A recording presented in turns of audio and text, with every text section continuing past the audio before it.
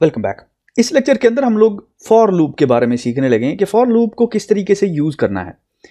However बहुत सारे courses, बहुत सारे इंस्ट्रक्टर जो है वो स्ट्रेट अवे फॉर लूप से शुरू हो जाते हैं, लेकिन मैं आपको थोड़ा सा अंडर द हुड दिखाना चाहता हूं कि ये बेसिकली कॉन्सेप्ट क्या है फॉर लूप का। क्योंकि फॉर लूप आप अपने कोडिंग करियर में इतनी दफा यूज करने वाले हैं, तो इसीलिए मैं समझता हूं इट्स डेफिनेटली वेरी इंपॉर्टेंट कि आपको पता होना चाहिए कि फॉर लूप का मैकेनिज्म क्या है। ठीक है, तो चलिए अब इमेजिन करें, मैं आपको एक एग्जांपल देता हूं। आपने एक नई शॉप खोली है, ठीक है, और उस शॉप की खास बात यह है कि उसके अंदर आपने कुछ आइटम्स मंगवाए हैं, जिसमें कुछ एप्पल्स हैं, बनानाज हैं, फ्रूट्स हैं, एग्स है और मिल्क है। ऐसा ही है ना, एप्पल, बनाना, चेरी, एग, मिल्क। ये आपकी नई शॉप है, ठीक है, माई शॉप, या यूं समझ लीजिए इसको मैं माई लिस्ट कह देता हूं। अब मेरा आपसे एक क्वेश्चन है, और क्वेश्चन ये है कि यार ये जो सारे आइटम पड़े हुए ना आपकी शॉप के अंदर, जिसका नाम माई लिस्ट मैंने रखा हुआ है, इन सब पे प्राइस टैग लगानी है। स्ट्रिंग कनकैटिनेशन करें और कहें जी plus price tag, apple plus कर दें, apple price tag, banana price tag, और इस तरह सबको प्राइस टैग लगाएं। तो कैसे लगाएंगे जरा सोचिए। अब तक जो हमने जो चीज सीखी है उसके लिए आप ये करेंगे माई लिस्ट और कहेंगे यार इंडेक्स 0 प्लस इसके ऊपर एक स्ट्रिंग ऐड करो, कहो प्राइस, ठीक है, प्रिंस नहीं, प्राइस, और कहो टैग। सही है, यैग नहीं tag. As you can see my English is very fast, ठीक है, और इसको प्रिंट कर दो। अब तक जो हमने सीखा वो यही सीखा ना कि ये देखिए मैं इसको एग्जीक्यूट करता हूं और आपके फर्स्ट एलिमेंट के ऊपर एप्पल प्राइस टैग हो गया वो, ठीक है। बाकियों का अगर करना हो तो कैसे करेंगे? बाकियों का करने के लिए आप ये करेंगे ना, ऐसे 2 एंड देन 3, यहां पे 1 हो जाएगा, यहां पे 2 हो जाएगा, यहां पे 3 हो जाएगा। Make sense? ठीक है, तो आपने सारे आइटम्स को प्राइस टैग कर दिया। अब मेरा आपसे क्वेश्चन ये है कि क्या इससे भी कोई आसान तरीका है? इमेजिन करें आपके पास 100,000 आइटम पड़े हुए हैं, 100,000, and I am not joking, literally 100,000। तब क्या करेंगे? तब इस तरह करेंगे? ऑफ कोर्स नहीं। तो आपको इससे ज्यादा रोबस्ट तरीका चाहिए जो कि इन सारे आइटम्स को ऑटोमेटिकली आपको रिटर्न करा सके। इसकी मिसाल ऐसे ही है कि आपको एक लड़का चाहिए, एक सर्वेंट चाहिए, एक हेल्पर चाहिए, जो कि बारी बारी आपको एक एक करके आइटम देता जाए और आप उसके ऊपर प्राइस टैग लगाते जाएं, टक टक टक टक टक, राइट? हाउएवर इंपॉर्टेंट इनफ कि वो आइटम जो आपको बारी बारी आपके उस लड़के ने, उस हेल्पर ने, उस सर्वेंट ने जिसको आपने रखा है दुकान में, बारी बारी वो सारे आइटम आपको रिटर्न करने के लिए वो आइटम एक अरेंजमेंट में रखे होने चाहिए। ऐसा ही है ना, कोई आइटम एक ऐसी कॉन्फ़िगरेशन में हो कि वो बारी बारी रिटर्न किए जा सकते हो। ऐसा ही है कि वो आइटम सिंगल कंडीशन में पड़े हो या कुछ ऐसी कंडीशन में, ऐसा ना हो कि बड़ी बड़ी कंटेनर में पड़ा हो, वो कंटेनर तो रिटर्न नहीं करा सकता आपको छोटा सा सर्वेंट।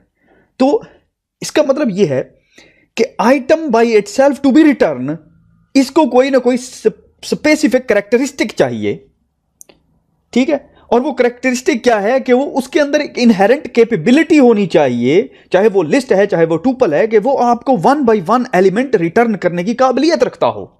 इसकी मिसाल ऐसे ही है कि मुर्गी तभी अंडा देगी जब वो मुर्गी होगी। ऐसा तो नहीं है ना कि मुर्गा अंडा दे देगा, तो वो उसके अंदर जब कैरेक्टरिस्टिक्स होंगी मुर्गी वाली, तभी तो वो अंडा देगी। ये इसलिए मैं कह रहा हूं कि बेसिकली मेरे पास एक फंक्शन है, मैं कहता हूं कि यार बात यह कि बजाय ये सारी चीज करने के, ये जो अभी आपने देखी, इससे भी एक आसान तरीका है। वो ये कि अगर मैं नेक्स्ट का फंक्शन कॉल करता हूं माई लिस्ट के ऊपर, ठीक है, और इसको प्रिंट कराता हूं, सिंपल प्रिंट, ठीक है, तो इसको मुझे फर्स्ट एलिमेंट देना चाहिए, ठीक है। अब इसके ऊपर मैं सिंपल प्राइस टैग लगा सकता हूं, कंट्रोल-C। हाउएवर इसमें एक प्रॉब्लम है। मैं इसको एग्जीक्यूट करता हूं, रन करते हैं, और ये कह रहा है list object is not iterator. गौर करें जरा, वो कह रहा है कि list object is not iterator. इसका मतलब ये है कि बेसिकली ये सारे का सारा काम जो आप नीचे देख रहे हैं वो सिर्फ एक ही नेक्स्ट फंक्शन से मैं कर सकता हूं, ऐसे। हाउएवर प्रॉब्लम ये है इसमें कि माई लिस्ट आइटरेटर नहीं है, माई लिस्ट के अंदर अंडा देने की काबिलियत ही नहीं है, माई लिस्ट के अंदर ये इनहेरेंट कैपेबिलिटी ही नहीं है कि वो आपको पहले एप्पल दे, फिर बनाना दे, फिर चेरी दे, फिर एग दे, फिर मिल्क दे। ऐसा नहीं कर सकती वो। क्यों? क्योंकि वो आइटरेटर नहीं है। तो ये हमें इस पॉइंट पे ले आता है कि यार अगर हम लिस्ट को आइटरेटर बना दें कि उसके अंदर ये इंजेक्ट कर दें कैपेबिलिटी कि वो 1 बाय 1 एलिमेंट दे सके, तो फिर हम सिंपल नेक्स्ट का फंक्शन कॉल करते जाएंगे, उस पर प्राइस टैग डालते जाएंगे। एक्सीलेंट। तो लकीली इनफ कि हमारे पास एक इटर फंक्शन एग्जिस्ट करता है, उसको कहते हैं इटर, ITER, इटर। और अगर मैं माई लिस्ट के ऊपर इटर का फंक्शन कॉल करता हूं, ठीक है, और इसको वैल्यू को लेट्स से मैं कह देता हूं न्यू लिस्ट, ठीक है, तो अब मेरी न्यू लिस्ट जो है वो एक आइटरेटर बन गई है। अब मैं न्यू लिस्ट के ऊपर नेक्स्ट का फंक्शन कॉल कर सकता हूं और वाला सिंपल इनफ, मैं इसको एग्जीक्यूट करता हूं, हमारे पास प्राइस टैग ऐड हो गई हुई है। अब जरा आपने इसको भी देखें, हमारे फर्स्ट सोल्यूशन को, जो कि ज्यादा कम्बरसम था, जिसमें हमें इंडेक्स देना पड़ता था, और ऑफ कोर्स जब नंबर ऑफ आइटम ज्यादा हो जाते हैं तो हमारी इंडेक्सिंग जो है वो गलत हो सकती है।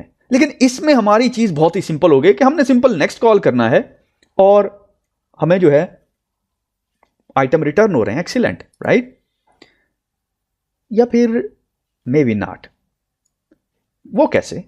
मैं एक करता हूं, हमारे पास और ऐड करता हूं, तो ये देखिए हमारे पास कहेगा मिल्क प्राइस टैग। हाउएवर अब जो ही मैं नेक्स्ट करता हूं, क्योंकि मिल्क हमारा लास्ट आइटम है, और मैं एग्जीक्यूट करता हूं, तो वो मुझे एरर दे देता है, कोड को ब्रेक डाउन कर देता है। इंटरेस्टिंग। क्या कोई ऐसा मेथड है जो कि इसको मजीद रोबुस्ट कर सके, इसको मजीद वर्सटाइल कर सके, कि ऑटोमेटिक एरर हैंडलिंग उसके अंदर हो, वो जो भी उसको ऑब्जेक्ट दिया जाए उसको आइटरेटर में कन्वर्ट करे, फिर उसके ऊपर बारी बारी नेक्स्ट फंक्शन लगाता जाए? क्या ये ऐसा मुमकिन है ऑटोमेटिकली, और मुझे इतना लंबा कोड भी ना लिखना पड़े? तो इसका जवाब है for loop. For loop basically यही करता है जो कि मैंने अभी आपको करके दिखाया है। तो अब देखिए, सिंपल फॉर लूप डिफाइन करने के लिए आप फॉर का कीवर्ड लिखते हैं और आप एक वेरिएबल लिखते हैं जिसके अंदर आपने वैल्यू स्टोर करानी होती है। मिसाल के तौर पे ये न्यू लिस्ट आपकी वैल्यू है, ठीक है, ये देखिए, तो आप वो वैल्यू लिखते हैं। आप कहते हैं कि भाई माई लिस्ट को करो आइटरेटर में कन्वर्ट, और उसके इंडिविजुअल एलिमेंट को बारी बारी न्यू लिस्ट को असाइन करते जाओ, ठीक है। तो मैं कहता हूं for new list in my list. Make sense? तो अब ये आइटरेटर में कन्वर्ट हुआ, तो इसका पहला एलिमेंट आया, न्यू लिस्ट को मिल गया, और इसको फुल कॉलम से क्लोज करते हैं। Very simple, right? अब सिंपल जो भी कोड आपने रन करना है वो आप इस ब्लॉक के अंदर लिखते हैं। बेसिकली ये जो ब्लॉक इंडेंट ब्लॉक नजर आ रहा है ना आपको, ये वाला सारा ब्लॉक इस ब्लॉक के अंदर लिखते हैं। वो कैसे, जरा आपने देखना है। अभी मैं लिखने लगा हूं, मैं कहता हूं प्रिंट, वो कहता है क्या प्रिंट करूं? मैंने कहा कि जो भी तुम्हारे पास न्यू लिस्ट में आइटम आया है ना, ठीक है, उसके ऊपर ये प्राइस टैग लगा दो, Ctrl+C और plus price tag. That's it. मैं इसको एग्जीक्यूट करता हूं, kaboom, the result is the same. But important enough कि जैसा कि नेक्स्ट हमें एरर दे रहा था, ये हमें एरर नहीं दे रहा। अब जरा आपने गौर करना है, मैं एक चीज करने लगा हूं, मैं थोड़ा सा इसको मजीद ब्यूटीफाई करने लगा हूं। मैं यहां पे x डालता हूं, मल्टीप्लाइड बाई 20 करता हूं, रन करते हैं, तो ये ऊपर वाला रिजल्ट आपको फॉर लूप का नजर आ रहा है, नीचे वाला रिजल्ट आपको नेक्स्ट फंक्शन का नजर आ रहा है, जो कि अगेन एग्जैक्टली वही फंक्शनैलिटी यूज कर रहा है जो कि फॉर लूप ने यूज की। लेकिन अब जरा कोड की रोबुस्टनेस में फर्क देखिए कि फॉर लूप ना सिर्फ एरर हैंडलिंग कर रहा है, क्योंकि ये ब्रेक नहीं हो रहा, फॉर लूप ब्रेक नहीं हो रहा। जो ही वहां पे आइटम मिल्क खत्म होता है, मिल्क पे प्राइस टैग लगाता है और कहता है बस भाई बात मेरी खत्म होगी, और ये सारा 2 लाइनों के अंदर हो रहा है। However, पहले आपने देखा कि आपने आइटरेटर लगाया, नेक्स्ट करते गए, लेकिन जब लास्ट आया तो वो ब्रेक हो गया कोड। तो ये for loop basically under the hood इस तरीके से काम करता है कि जो भी आप उसको ऑब्जेक्ट देते हैं उसको वो एक आइटरेटर में कन्वर्ट करता है और नेक्स्ट का फंक्शन उसके ऊपर लगाता जाता है, और जो भी ब्लॉक ऑफ कोड या जो भी फंक्शनैलिटी आप परफॉर्म करना चाहते हैं उतनी दफा या उस ऑब्जेक्ट के ऊपर, उतनी दफा या उस ऑब्जेक्ट के ऊपर वो फंक्शनैलिटी रन करता है। अभी मैंने उस ऑब्जेक्ट के ऊपर एक फंक्शनैलिटी रन की, और अगर ये भी नहीं करना चाहता तो मैं देखिए कहता हूं print let's say new list, ठीक है। बेसिकली न्यू लिस्ट जो है आप देखेंगे कि सारे आइटम प्रिंट हो जाएंगे। मैं एग्जीक्यूट करता हूं, सारे आइटम प्रिंट हुए, उतनी दफा भी हुआ, और हमने उसके ऊपर फंक्शन भी परफॉर्म किए। ये आपको पता चल रहा है 1 2 3 4 5 1 2 3 4 एंड 5 टाइम्स ये एग्जीक्यूट हुआ कोड, और 5 टाइम इसको प्राइस टैग भी लगी। Make sense? तो इसको समराइज करता हूं मैं। आपने देखा कि शुरू शुरू में हमने एक दुकान खोली और दुकान पे हमारे पास मसला ये था कि हमारे पास बड़े बड़े बहुत ज़्यादा आइटम्स थे। अब मैंने कहा कि यार इस तरह करते हैं कि हर आइटम के ऊपर प्राइस टैग तो लगानी है ना, कस्टमर आएगा कल प्राइस देखेगा उसके ऊपर, तो वो प्राइस टैग लगानी है। प्राइस टैग, अच्छा, तो एक तो तरीका ये था कि यार प्राइस टैग ये करते हैं कि हमारी दुकान के अंदर जितने भी आइटम पड़े हुए ना उनको इंडेक्स दे देते हैं और उसके ऊपर प्राइस टैग कनकैटिनेट कर देते हैं। लेकिन ये रोबस्ट नहीं था।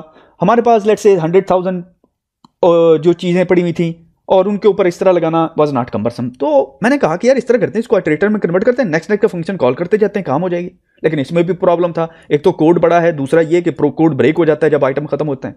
तो फिर इसका सोल्यूशन ये निकला कि हम फॉर लूप यूज कर सकते हैं जो कि बहुत ही रोबस्ट है और ऑटोमेटिकली हमारे लिए वही काम, वही फंक्शनैलिटी परफॉर्म करता है जो कि हम करवाना चाहते हैं। तो एक सिंपल समरी में इस तरीके से फॉर लूप को रिप्रेजेंट करूंगा कि फॉर लूप एक सर्वेंट की तरह है जो 1 by 1 आपको आइटम रिटर्न करता है, 1 by 1 आइटम रिटर्न करता है। अब आप उतनी दफा कोई और कोड परफॉर्म कर सकते हैं जितनी दफा वो 1 कोड आपको रिटर्न कर रहा है आइटम, या फिर उस आइटम के ऊपर कोई फंक्शनैलिटी परफॉर्म कर सकते हैं। अब जो भी कोड आप लिखते हैं वो फॉर लूप के अंदर, ये देखिए, ये जो भी कोड फॉर लूप के अंदर आएगा वो फॉर लूप के अंदर रन होगा। Make sense? ओके जी, एक्सीलेंट। तो मैं इसको यहां पे करता हूं क्लोज। तो see you in the next one.